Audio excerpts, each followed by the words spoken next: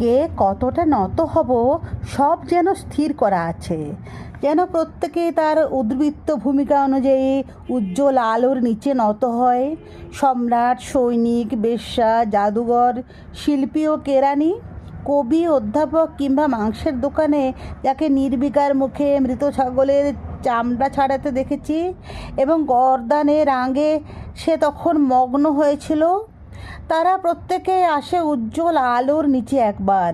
কপালে সেদের বিন্দু, সানন্দ সুঠাম ঘুরে গিয়ে তারা প্রত্যেকেই নত হয়। কেউ বেশি কেউ কম, কিন্তু প্রত্যেকেই নত হবে উজ্জ্বল আলোর নিচে একবার। না কেনা না বেচা পণ্য স্বর্গের তটিনী সারাদিন জ্বলে, এবং সৈনিক, বেশ্যা, কলাবিদ, ভাড়াটিয়া, গুন্ডা, কারিগর একবার সেখানে যায়, যে যার ভূমিকা অনুযায়ী নত হয়। স্বর্গ থেকে প্রলম্বিত আলোর সলিলে মুখ প্রক্ষালন করে নেয়। ঘরের বাহিরে জলে দৈব জলধারা।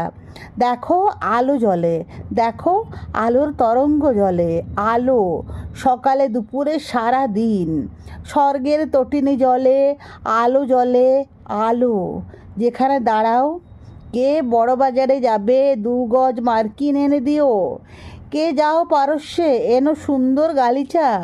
কে যাও তটিনী তীরে, স্বর্গের পুতুল। কিছুই এনো না, তুমি যাও।